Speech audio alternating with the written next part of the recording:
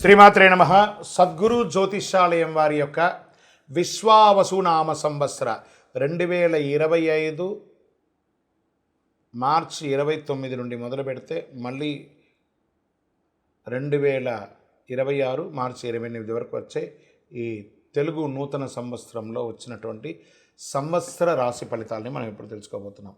ప్రతి ఒక్కరికి ఏముంటుందంటే, గురుగారు నాకు ఎలా ఉండబోతుంది ఈ సంవత్సరం, నాకు ఆరోగ్యం ఎలా ఉంటుంది, నాకు ఐశ్వర్యం ఎలా ఉంటుంది, నా వ్యాపారం ఎలా ఉంటుంది, నాకు ఉద్యోగం ఎలా ఉంటుంది, నాకు అసలు ఉద్యోగం వస్తుందా రాదా, నాకు వివాహం అవుతుందా అవదా, నాకు సంతానం కలుగుతుందా కలగదా, నా వ్యాపారం అభివృద్ధి అవుతుంది, నేను విదేశాలకి వెళ్తానా వెళ్ళనా, ఎన్నో ప్రశ్నలతో కూడినటువంటి ఆ ప్రశ్నలకు సమాధానమే ఈ గోచార గ్రహస్థితి. ఇందులో మళ్ళీ చెప్తున్నాను, గోచార గ్రహస్థితి మీ యొక్క వ్యక్తిగత జాతకానికి ఒక 30 నుంచి 40% మాత్రమే వర్తిస్తుంది. మీరు పుట్టినటువంటి ఆ లగ్నం, మీ యొక్క టైం ప్రకారం ఒక లగ్నం ఉంటుంది, మీ నక్షత్రం ఉంటుంది, మీ పాదం ఉంటుంది, దాని ప్రకారంగానే సంపూర్ణ జాతకాన్ని తెలుసుకోవడం కుదురుతుంది. నేను చెప్పే ఈ గోచార ఫలితాన్ని కొంతవరకు తీసుకోండి. తర్వాత మీ యొక్క వ్యక్తిగత జాతకాన్ని మీ పరిసర ప్రాంతాల్లో ఉన్నటువంటి గురువులను సంప్రదించండి.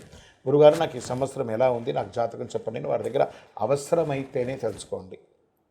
మళ్ళీ చెప్తున్నాను, ప్రతి దాంట్లోనూ ప్రతి ఎపిసోడ్లోనూ నేను చెప్తూ ఉంటాను, జాతకం పడుతున్న వర్షానికి ఒక గొడుగు మాత్రమే, కానీ జాతకం జీవితం కాదు. మీరు మిమ్మల్ని నమ్మండి, మీ ఇష్టదైవాన్ని నమ్మండి, మీ కులదైవాన్ని నమ్మండి, మీ జీవితం బాగా ఉంటుంది. మరి లేదు గురుగారు, మేము మీ దగ్గర తెలుసుకోవాలనుకుంటున్నామని చాలామందికి ఉంటుంది కదా. మా దగ్గర తెలుసుకోవాలనుకుంటే కింద కనబడుతున్న మా నంబర్కి మీ పేరు, date of birth, time of birth, place of birth WhatsApp చేయండి, కాల్ చేయకండి. అది చూసిన తర్వాత మా అడ్మిన్స్ మీకు రిప్లై ఇస్తారు. 2025 తెలుగు సంవత్సరాల విశ్వావసునామ సంవత్సరంలో ప్రతి ఒక్కరికి మన యొక్క ఆదాయ వ్యయాలు ఎలా ఉంటాయి, నా రాశికి ఎలా ఉంటుంది, నాకు రాజపూజ్య అవమానాలు ఎలా ఉన్నాయి, మా నక్షత్రంలో ఎన్ని రకాలైనటువంటి ఇబ్బందులు పోతున్నాయని చెప్పే ఒక రాజపూజ్య అవమానం ఆదాయ వ్యయాల గురించి మనం ఇప్పుడు తెలుసుకుంటాం. వృషభ రాశి వారికి కృతికా నక్షత్రం 2, 3, 4 పాదములు, రోహిణి మృగశిర నక్షత్ర సంపూర్ణం మొదటి 2 పాదాలకి ఆదాయం 11, వ్యయం 5, రాజపూజ్యం 1, అవమానం 3. వృషభ రాశి వారికి కృతికా నక్షత్రం 2, 3, 4 పాదములు, రోహిణి నక్షత్రం మరియు మృగశిర 1, 2 పాదాలకు జన్మించిన వారు వృషభ రాశి వారిగా పరిగణించబడుతున్నారు. ఈ సంవత్సరం మీకు శుభాశుభ ఫలితాలు ఎలా ఉన్నాయి? ఈ సంవత్సరం ప్రారంభం మరియు కార్తీక మార్గ శిర బహుళమయందు దశమ శని ఒకటచే ఉద్యోగ విఘ్నము, పాపకార్యానికి వృత్తి, వ్యవసాయం నందు చిన్న నష్టాలు కలిగే అవకాశాలు ఉన్నాయి. అయితే చైత్ర బహుళం నుండి మిగిలిన సమయమంతయు ఏకాదశ శని ఒకటచే సర్వము అనుకూలిస్తుంది. సకల కార్యముల యందు లాభములు, జయములు ప్రోత్సాహంగా జరుగుతుంది. ఆరోగ్యం కుదుట పడుతుంది. ద్రవ్యలాభం, భార్యపుత్రాది సర్వజనుల్లో అనుకూలం జరుగుతుంది. గురువు వైశాఖ బహుళం వరకు జన్మరాశి యందు కార్తీక మార్గ శిరమునందు తృతీయం నందు సంచరించటచే ఆయా సమయంలో ఇబ్బందులు తాత్కాలికంగా కనబడుతుంది, అంతే, అది పెద్ద ఇబ్బంది కాదు. మిగిలిన సమయంతా ద్వితీయ గురువు ఒకటచే ధన సంపాదన, కీర్తి ప్రతిష్టలు పొందడం జరుగుతుంది. మీ మాటలకు అందరూ గౌరవించే అవకాశాలు చాలా ఉన్నాయి. శుభమూలక ధన వ్యయం, ఇంట్లో గృహప్రవేశాది వివాహాది గృహప్రవేశాలు చేసే అవకాశాలు చాలాగా ఉన్నాయి. సంవత్సర ఆరంభం నుండి వైశాఖ బహుళం వరకు ఏకాదశ రాహువు పంచమకేతు ఒకటొచ్చే లాభము, జయము, ప్రోత్సాహం కలుగుతుంది. పిమ్మట సంవత్సరం అంతా దశవార్త రాహువు చతుర్థ కేతు అయినందున శుభాశుభ మిశ్రమం ఉంటుంది. చిత్త చాంపల్యం, వాత రోగ ప్రయాణముల యందు ఇబ్బందులు ఉండే అవకాశాలు ఉన్నాయి. చైత్ర వైశాఖ ఆశ్వేజములందు కుజానుకూలత వలన భూగ్రహ సంపాదన కలుగుతుంది. ఓవరాల్ వృషభ రాశి వారికి ఈ సంవత్సరం ఒక రకంగా జాక్పాట్ అని చెప్పచ్చు, అద్భుతంగా ఉంటారు అని కూడా చెప్పడం జరుగుతుంది. వీరికి నక్షత్ర ప్రకారం అయితే కృతికా నక్షత్రం వారికి సంవత్సర ఆరంభం నుండి ఆషాఢ బహుళం వరకు జన్మతారయందు కేతువు, మృగశిర వారికి ఆషాఢ బహుళం నుండి సంవత్సరం వరకు నైదన తారయందు కేతువు సంచరిస్తున్నారు. మొత్తం మీద వీరు రాహుకేతువులకి చిన్నగా శాంతులు చేసుకుంటే మంచిది. ఆషాఢ పుష్యమాసముల యందు కుజునికి శాంతి చేసుకోవడం మంచిది. దీంట్లో మీరు ఏం చేయాలంటే సుబ్రహ్మణ్య స్వామి ఆరాధన మీరు ఎక్కువ చేయాలని కూడా చెప్పడం జరుగుతుంది. ఈ సంవత్సరం మీకు శుభకరమైనటువంటి ఒక లక్కీ నంబర్ 7 అని కూడా చెప్పవచ్చు. మీకు రెడ్ అండ్ పింక్ కలర్ మీకు చాలా కలిసి వస్తుంది అని కూడా చెప్పడం జరుగుతుంది.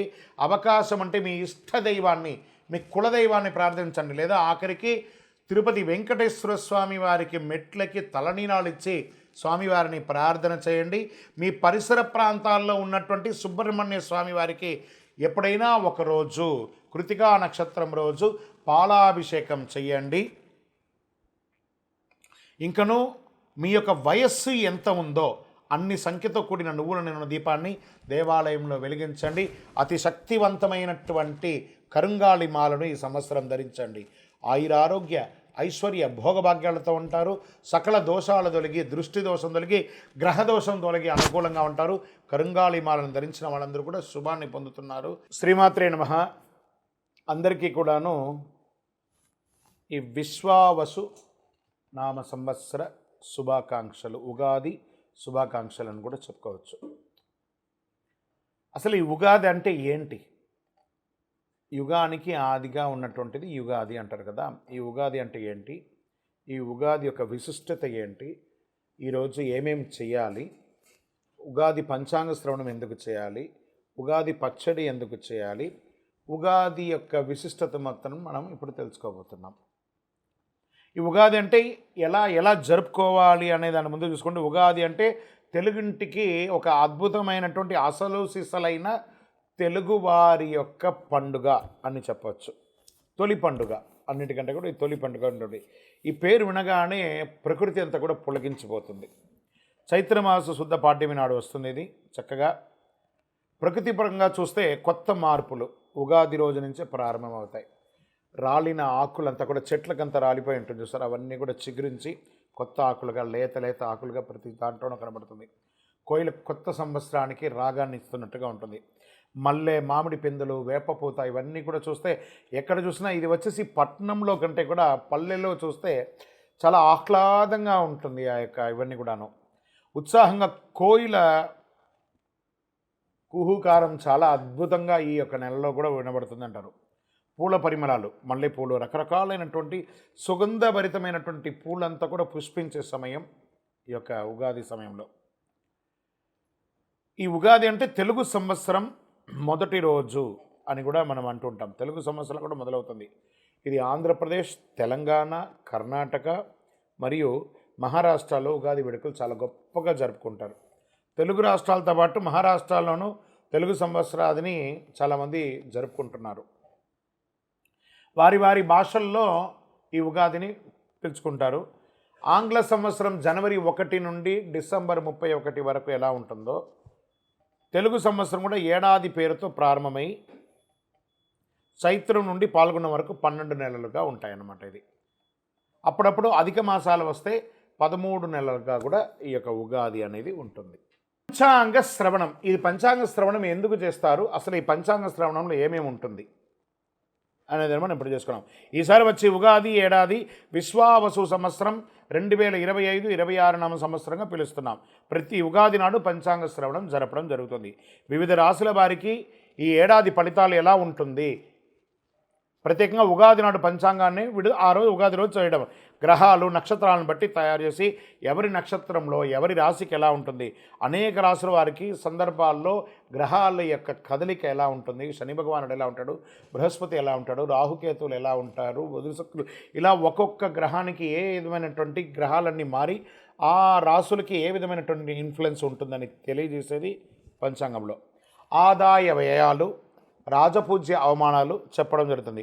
కొత్త సంవత్సరం వర్షపాతం ఎప్పుడు ఉంటుంది అని చెప్పబడేది ఆ పంచాంగ శ్రవణంలో ఉంటుంది. శుభముహూర్తాలు ఎప్పుడెప్పుడు ఉన్నాయి, తర్వాత కర్తరి ఎప్పుడు ఉంది, మూడాలు ఎప్పుడు ఉన్నాయి, ఈ వాతావరణంలో ఏమైనా తేడా ఉందా, తర్వాత సంక్షోభం ఏమైనా ఉందా, అతివృష్టి అనావృష్టి ఏమైనా ఉందా, పంటలు ఎలా పండుతాయి, ప్రధానంగా పెళ్ళిళ్ళ సీజన్ అప్పటి నుంచి ప్రారంభమవుతుంది కాబట్టి పెళ్ళిళ్ళు ఎలా ఉన్నాయి, ముహూర్తాలు అసలు ఉన్నాయా లేదా, తిరిగి ఎప్పుడు మంచి ముహూర్తాలు వస్తాయి. ఉగాది రోజున పంచాంగ శ్రవణం అన్ని దేవాలయాల్లోనూ అన్ని ఊరిలోనూ మన గ్రామ పంచాయతీలో కానీ రాష్ట్ర ప్రకారం అయితే పెద్ద పెద్ద అధికారుల ముందర కానీ లేదా గవర్నర్ బంగ్లాలోనో సీఎం బంగ్లాలోనో ఒక్కొక్క వారి వారి యొక్క ప్రకారం అందరూ చేసుకోవడం జరుగుతుంది. ఇది పల్లె పల్లెలా వాడవాడలా జరుపుకునే ఒక అద్భుతమైనటువంటి పండుగ కాబట్టి ఇది ఉగాది. ఈరోజు పంచాంగ శ్రవణం వినడం వల్ల సంవత్సరం మొత్తంలో తిథివార నక్షత్ర యమగండ దుర్ముహూర్త వర్జ్యాలు మనం తెలుసుకోకపోయినా ఈ ఒక్కరోజు తెలుసుకోవడం వల్ల ఈ సంవత్సరానికి కావలసినట్టు ఉంటుంది. ఈ పంచాంగ శ్రవణం వినడం వల్ల ఆయుక్షేమం అవుతుంది, దీర్ఘాయుష్ పొందుతారు, ఐశ్వర్యాన్ని పొందుతారు. ఏ విధమైనటువంటి ఆటంకాలున్నా మనకు కూడా అనిపిస్తుంది మనం ఏదైనా నిర్ణయించుకోవాలి, ఈ సంవత్సరం ఈ విశ్వావసునామ సంవత్సరంలో నేను ఏదైనా సాధించాలి అనే దానికి శ్రీకారం చుట్టే ఒక ప్రక్రియ ఉన్న రోజే ఉగాది. కాబట్టి ప్రేక్షక మిత్రులందరూ కూడా మా ఛానల్ ద్వారా చూస్తున్నటువంటి వారు ఇది మీకు నచ్చిందంటే సబ్స్క్రైబ్ చేయండి, లైక్ చేయండి, మీ మిత్రులకు అందరికీ కూడా షేర్ చేయండి. ఉగాది రోజు ఒక్కటి చేస్తే 1000 రెట్లుగా మీకు అనుగ్రహం కూడా వస్తుంది. ఇది మాత్రమే కాదు, మా యొక్క ఛానల్ అభివృద్ధి కోసమే కాదు, మీరు కూడా మంచి విషయాలను తెలుసుకున్నారు, ఒక ఆనందం అనిపిస్తేనే ఇతరులకు షేర్ చేయండి. ఉగాది పండుగ ఎలా జరుపుకోవాలి ఏమన్నా ఇవన్నీ పంచాంగ శ్రవణం అన్నీ చెప్పేది. ఉగాది పండుగ ఎలా చేయాలి? ఉగాది రోజు సూర్యోదయం కంటే నిద్ర లేవాలి. ముందు చక్కగా తలకు నువ్వుల నూనె పెట్టి అభ్యంగన స్నానం, చక్కగా సూర్యుని ముందర నిలబడుకొని ఒకసారి సూర్య నమస్కారాలు చేసేసుకొని తల స్నానం చేయాలి. నలుగు పిండి పెట్టుకొని చేయండి. కొత్త బట్టలు ధరించండి. ఇష్టమైన దేవుడికి పూజించండి. ఇంటికి మామిడి ఆకులు వేప ఆకులతో చక్కగా తోరణాలు కట్టండి. బంతిపూలతో పూలసరాలతో కట్టండి. ఇష్టమైన దేవుని పూజించండి. ఉగాది పచ్చడి తాగండి. ఆహారం తినడానికంటే ముందు ఉగాది పచ్చడి తాగండి. ఉదయం లేదా సాయంత్రం వీలు చూసుకొని గుడికి వెళ్ళండి. ఉగాది రోజంతా ఆలయంలో పంచాంగ శ్రవణం రకరకాల సమయాల్లో చేస్తుంటారు కాబట్టి పోయి దేవాలయంలో వినడం చాలా మంచిది. ఇంకా మన మాధ్యమం ద్వారా కూడా, ఎందుకంటే అన్ని యొక్క టీవీ ఛానల్స్లోనూ మనం చెప్తున్నాం కాబట్టి మాధ్యమంలో వివిధ రకాలైన ఛానల్స్లో కూడా చెప్తుంటారు, మనం కూడా దాన్ని చెప్తుంటాం. దీన్ని కూడా మీరు చేసుకోవచ్చు. ఉగాది రోజు పంచాంగ శ్రవణం వింటే మంచిది, ఆయుష్కరమని పెద్దలు చెప్పారు. ఇది నిజమా కల్పితమా అనేది పక్కన పెడితే పంచాంగ శ్రవణం అనేది విశ్వాసంతో ముడిపడి ఉన్నది కాబట్టి పంచాంగ శ్రవణం వల్ల విశేష పుణ్యం లభిస్తుంది. మీ పెద్దవాళ్ళకి అందరికీ నమస్కారం చేయండి. పేద జల్లు వాళ్ళకి అందరికీ బట్టలు కొనియడము, లేదా మజ్జిగ, ఇప్పటి నుంచి వేసవి తాపడం అవుతుంది కాబట్టి చలివేంద్రాలు ఏర్పాటు చేయండి. చలివేంద్రాలు ఏర్పాటు చేసి మంచినీళ్ళు ఏర్పాటు చేయండి, మజ్జిగ ఏర్పాటు చేయండి. పేదవాళ్ళు ఎవరైనా ఉంటే వాళ్ళకి చక్కగా చెప్పులు కొనియండి, గొడుగు కొనియండి. ఇలాంటి సేవా కార్యక్రమాలన్నీ కూడా చేయొచ్చు ఈ ఉగాది రోజు. ఇది మనం చేయవలసినటువంటి పని. అన్నిటికంటే కూడా ప్రేమగా చిరునవ్వుతూ ఉండే, అద్భుతంగా చేసుకునే భక్ష భోజనాలతో కూడినటువంటి ఆహారాన్ని మన ఇంట్లో వండి ఇతరులకు కూడా పంచిపెడితే ఐశ్వర్యం కలుగుతుంది. నహి నహి బహుదానం అన్నదానం సమానం అన్నారు. ఉగాది రోజు వీలుంటే ఒక్కరికైనా భోజనం పెట్టండి. ఉగాది పచ్చడి. ఈ ఉగాది పచ్చడి ఎందుకు చేస్తారు, ఎలా చేస్తారు, దీనివల్ల జరిగే మంచి చెడు ఏంటి, ఎందుకు ఉగాది రోజు ఉగాది పచ్చడి చేస్తున్నాం? ఈ ఉగాది రోజు ప్రతి ఇంట కనిపించేది ఉగాది పచ్చడి. మనం ఒకవేళ ఎవరింటికి పోయినట్టు ముందు పచ్చడి ఇచ్చేస్తారు. మనకు అప్పటికే చాలా తాగేసి ఉంటాం, ఒక రకంగా ఉంటుంది, అయినా తాగుతాం ఎవరింటికి పోయినా. ఈ పచ్చడి తయారు చేయడంలో అనేక అర్థాలు ఉన్నాయి. పచ్చడిలోని జీవితాలు అన్ని పాళ్ళు కలిసి ఉంటాయని చెబుతారు. తీపి, చేదు, కారం, వగురు, ఇలా అన్ని రకాలుగా ఉగాది పచ్చడిని చేస్తారు. ఇందులో మొత్తం 6 రుచులు ఉంటాయని చెబుతారు. ఈ షడ్రుచులు అంటారు చూసారా, ఈ షడ్రుచులు మన శరీరంలో ఏమవుతుంది, ఈరోజు ఉగాది పచ్చడి చేయడం వల్ల మనం సంవత్సరం అంతా రకరకాలైనటువంటి ఆహారం తిని ఉంటాం చూసారా, అవన్నీ కూడా ఎక్కడో ఒక చోట స్టక్ అయ్యి ఉంటుంది. కొలెస్ట్రాల్ రూపంలో కానీ, లేదా బోన్లో కానీ, లేకపోతే రక్తంలో కానీ ఏదో రకంగా అది ఫిక్స్ అయి ఉంటుంది. ఈ షడ్రుచులతో కూడినటువంటి ఒక ఉగాది పచ్చడి తీసుకోవడం వల్ల ఇవన్నీ కూడా క్లెన్స్ అవుతుంది, క్లీన్ అయ్యి అన్నీ కూడాను వ్యర్థంగా బయటికి వెళ్ళిపోయి మనం ఆరోగ్యవంతులుగా ఉంటామట. ప్రతి నరం, ప్రతి నాడి, ప్రతి శరీరంలో ప్రతి కణము కూడా కదులుతుందట ఈ ఉగాది పచ్చడి చేయడం. నక్కసిక పర్యంతం మన బండి ఓవర్ ఆయిల్ అయినట్టు. ఇప్పుడు ఎలా మనం స్కూటరో కారో ఏదో ఒకటి కొంటే ఎలా ఓవర్ ఆయిల్ అవుతాం, అలాగే మన శరీరానికి ఉగాది పచ్చడి ఒక ఓవర్ ఆయిల్ చేసే ఒక అద్భుతమైనటువంటి సంజీవిని ఔషధం. అంత గొప్పదనమాట. ఇందులో తీపికారం, పులుపు, వగరు, చేదు, కారం కలయికతో ఉగాది పచ్చడి తయారు చేస్తారు. మన జీవితంలో అన్ని రుచి చూడాలంటే ఈ ఉగాది పచ్చడి విశిష్టత. కష్టాలు, సుఖాలు, దుఃఖాలు, సంతోషాలు ఇలా అన్ని జీవితంలో చూడాల్సిన వస్తుందని ఈ పచ్చడి ద్వారా మనం సంస్కృతి మనకు తెలియజేసే ఒక మహత్తరమైనటువంటి ఒక విషయం అనమాట ఇది. ఈ పచ్చడిలో కలిసే వేప పువ్వు చేదుకి గుర్తుగా, మామిడి ముక్కలు పులుపుకి గుర్తుగా, అరటిపండ్లు తీపికి గుర్తుగా ఇందులో జత చేస్తూ ఉంటాను. బెల్లాన్ని కూడా ఇందులో కలుపుతాం. వేసవి కాలంలో వేడి చేయకుండా పూర్తిగా తిన్నది జీర్ణం కావడానికి వీటిని ఉగాది పచ్చడిలో ఉపయోగిస్తారని పెద్దల కాలం నుంచి దీన్ని పాటిస్తూ మనం వస్తున్నాం. పచ్చడితోనే ఈ పచ్చడి తినడం ద్వారా జీవితం అంటే అర్థమయ్యేలా పూర్వీకులు ఈ తరం వారికి చెప్పే ఒక మిగిలినటువంటి మనకు ఒక అవశేషం అని కూడా చెప్పవచ్చు. ఈ జనరేషన్తో ఫాస్ట్ జనరేషన్ కదా, అలాంటిది ఒక మిగిలిందని ఒక అవశేషంగా చెప్పచ్చు. పచ్చడిలో మాదిరిగానే జీవితంలో షడ్రుచులు ఉంటాయి, వాటిని సంతోషంగా ఆస్వాదించాలని పెద్దలు ఉగాది నాడు నుండి మీరు ఉండాలని చెప్పారు. ఆరోగ్యకరమైనటువంటి ప్రయోజనాలు అనేక ఔషధ గుణాలు ఉంది ఇందులో. శరీరంలో ఆరోగ్యాన్ని కాపాడుకోవడానికి ఈ రకమైనటువంటి రుచులు జీవితంలో అవసరమని కూడా చెప్పేలా ఉగాది పచ్చడి తయారు చేస్తారు. సుఖాలను ఎంత ఆనందంగా స్వీకరిస్తామో కష్టాలను కూడా అదే మాదిరిగా ఆనందంగా తీసుకుంటే జీవితంలో ముందుకు సాగి అద్భుతమైనటువంటి జీవితంలో ఈ విశ్వావసు నామ సంవత్సరంలో ఉగాది పచ్చడిలో ఉన్నటువంటి షడ్రుచులు ఉన్నట్టుగానే మీ జీవితంలో కూడా షడ్రుచులతో కూడినటువంటి జీవితంగా బతకాలని మనస్ఫూర్తిగా ప్రార్థిస్తున్నాం. విజయోస్తు.